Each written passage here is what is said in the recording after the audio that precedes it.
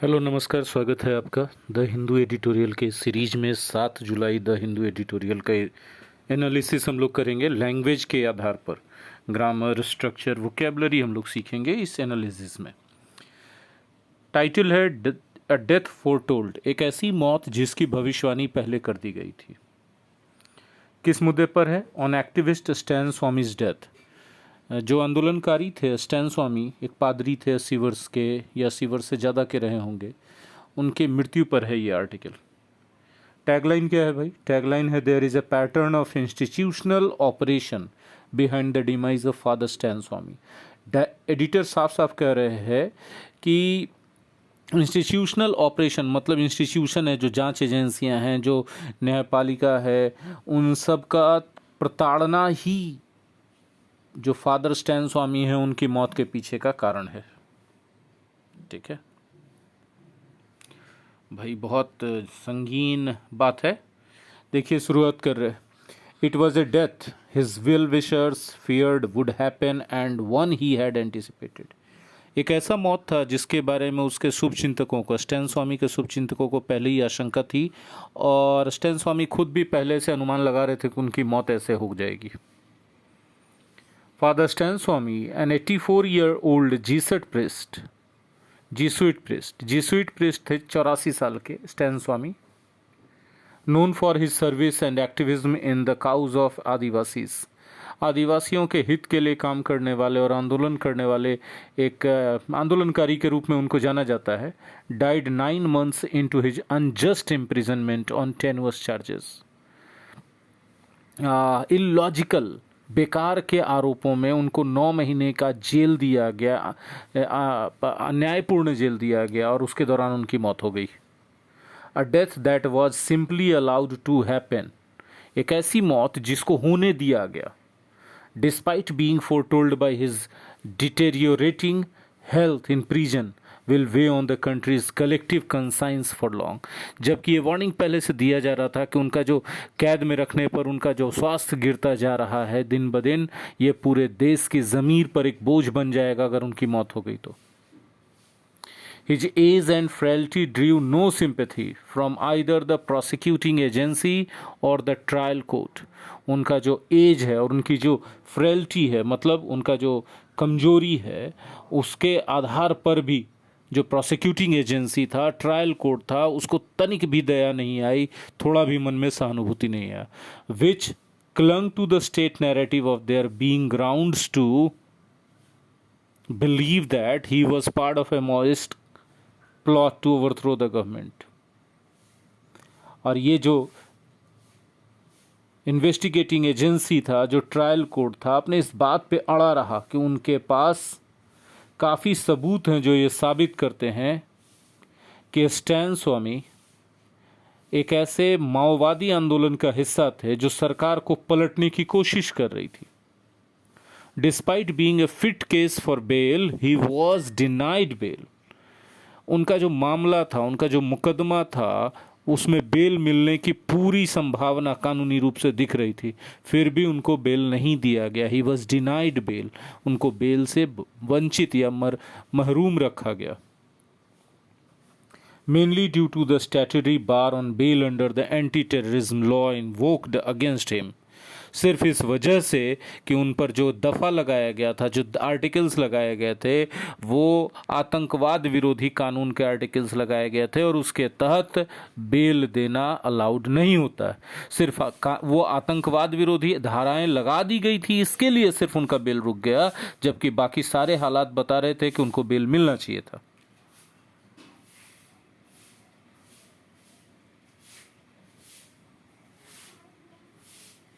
The best the diffident judiciary could do for him was a spell of hospitalization।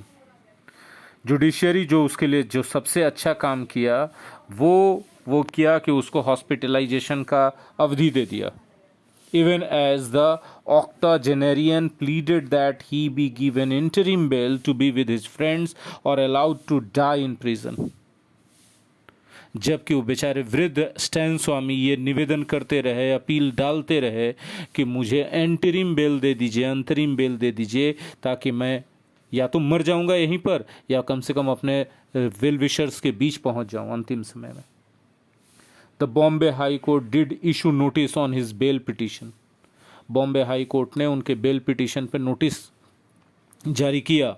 Observing that he was entitled to bail, यह बात को ध्यान में रखते हुए बॉम्बे हाई कोर्ट ने किया नोटिस जारी कि उनको बेल लेने का पूरा अधिकार था संवैधानिक रूप से। But his and came in A hospital, लेकिन उनका अंत एक अस्पताल में हो गया। Even before the matter could be taken up for final disposal, इससे पहले कि अंतिम निर्णय के लिए कोई मैटर को उठाया जाता, कोर्ट में ले जाया जाता, उससे पहले अस्पताल में उनकी मौत हो गई।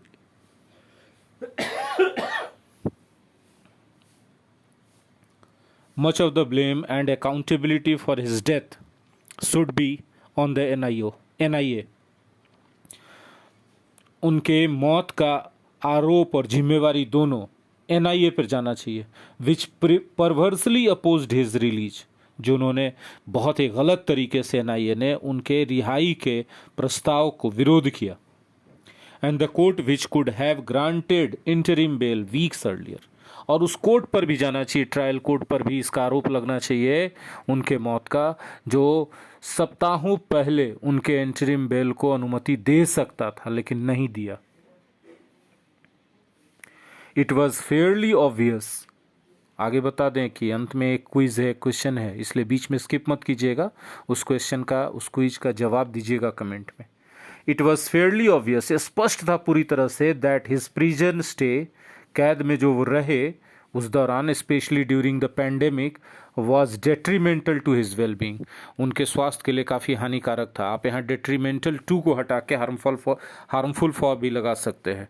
डेट्रीमेंटल टू मतलब harmful for. A good 2 months elapsed between the High Court seeking the NIA's response to his bail plea on medical grounds and his death। ठीक है, मतलब जब कोर्ट ने, हाई कोर्ट ने NIA से रेस्पॉन्स मांगा कि भाई आपका क्या प्रतिक्रिया उनके बेल प्ली पर, मेडिकल ग्राउंड्स पर, और तो उस समय से लेकर उनके मौत के बीच में 2 महीना का समय बीत गया। मतलब इस 2 महीने में NIA ने रेस्पॉन्ड नहीं किया। जिस समय मांगा गया था, अगर उसी समय रेस्पॉन्ड कर दिया जाता तो शायद उनकी मौत इतनी दर्दनाक नहीं होती, अगर मरते भी तो अपनों के बीच।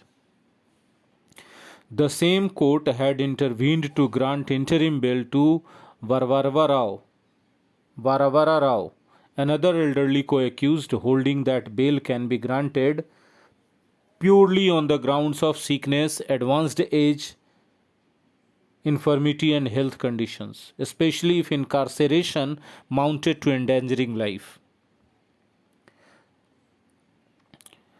The same court, वही कोर्ट ने हस्तक्षेप किया था एक और वृद्ध आंदोलनकारी जिनका नाम वारवरा राव था, उनके इंटरिम बेल को ग्रांट करने में। किस आधार पे किया गया था कि उनकी बीमारी थी, उनका उम्र बढ़ रहा था जिसके कारण उनकी दुर्बलता हो रही थी, और किस कारण किया गया था, उनका स्वास्थ्य का हालात सही नहीं था। ठीक है,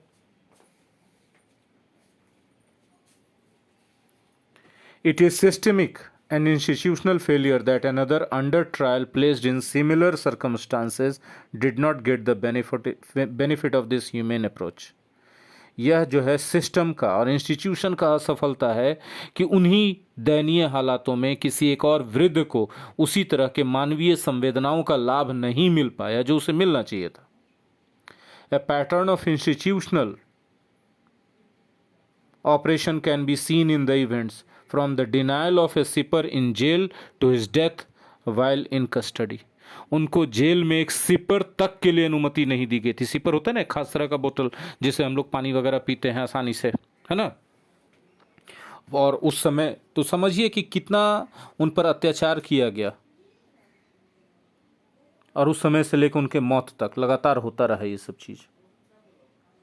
Two larger issues here are the questionable legality of the bail denying feature of the Unlawful Activities Prevention Act and the validity of the Bhima Koregaon से केस itself। दो बहुत बड़े इश्यूज हैं, क्वेश्चनेबल है, लीगैलिटी क्वेश्चनेबल है। क्या चीज़?